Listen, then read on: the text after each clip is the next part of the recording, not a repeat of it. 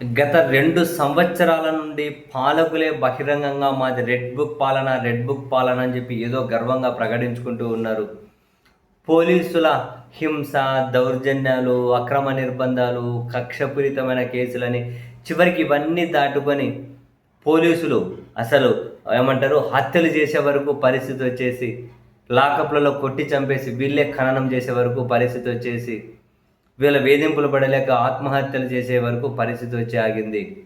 ఇప్పుడు మరీ ముఖ్యంగా 3 కేసులు ప్రజెంట్ ఈ సెకండ్‌కి 3 కేసులు చాలా పోలీసుల మెడలకు గట్టిగా చుట్టుకోబోతూ ఉన్నాయి. ఇప్పుడు అందరి దృష్టి హైకోర్టు వైపే ఉంది.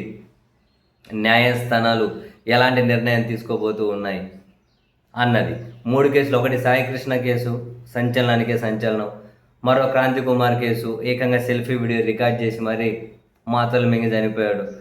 అది కూడా కృష్ణలంక పోలీసులు ఆ సిఐ పేరే ఉటంకించుకుంటూ. తర్వాత ఇంకొకటి హైకోర్టులో పిటిషన్ దాఖలైంది. అది కూడా పోత కేసే. కర్నూలు జిల్లా కౌతాలం గ్రామానికి చెందిన గంగమ్మ అనే దళిత మహిళను బేసిక్గా పోలీసుల విచారణలోనే చనిపోయిందని, తర్వాత వాళ్ళ కూతురుని ఎవరినో మేనేజ్ చేసి మొత్తం మీద అయితే అప్పుడప్పుడు ఖననం చేసేశారు అని ఇంతకు ముందు కూడా మనం పత్రికల్లో చూసాం. అయితే ఇప్పుడు దీనికి సంబంధించి హైకోర్టులో ఒక పిటిషన్ పడింది. ఆమెను ఖననం చేసేశారనే విషయాన్ని కొందరు హైకోర్టు దృష్టికి తీసుకెళ్తే ఈ విషయంలో పూర్తి స్థాయి దర్యాప్తుకు ఆదేశించాలని కోరుతూ అన్ని వివరాలతో, ఈవెన్ ఆమె DNA శాంపుల్స్ కూడా భద్రపరచాలి అనే విధంగా ఆదేశాలు కావాలి అని అన్ని పూర్తి వివరాలతో న్యాయస్థానంలో ఒక పిటిషన్ దాఖలైంది. సో ఇప్పుడు ఈ 3 కేసులు ప్రధానంగా ఇందులో కనుక విచారణ స్టార్ట్ అయితే, సిబిఐ కనుక ఎంట్రీ అయితే సాయికృష్ణ లాంటి కేసు, క్రాంతి కుమార్ కేసు, మరొక కేసులోనూ పరిస్థితులు అండ్ చాలామంది పోలీసు ఉన్నతాధికారులు కూడా తీవ్ర ఇబ్బందులు పడే పరిస్థితి అయితే వస్తుంది. వాస్తవానికి ఫస్ట్ నుంచి పరిస్థితులు చేయి దాడుతున్నట్లే కనిపిస్తూ ఉన్నాయి.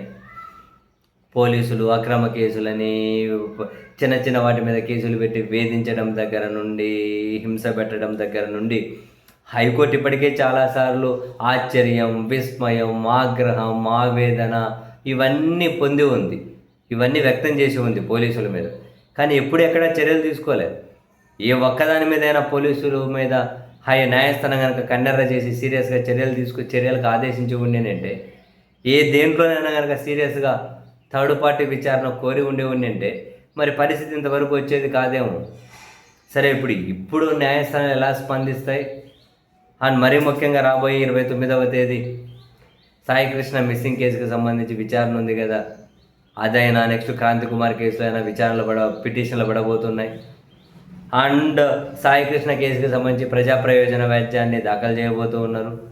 ఇప్పుడు ఈ కర్నూలు కేసుకు సంబంధించి ఆ పిటిషన్ హైకోర్టు ఎలా విచారించబోతోంది. ఇప్పుడు చెప్పుకోవాలి పాలకులు బయటకు వచ్చి మాది రెడ్ బుక్ పాలన అని.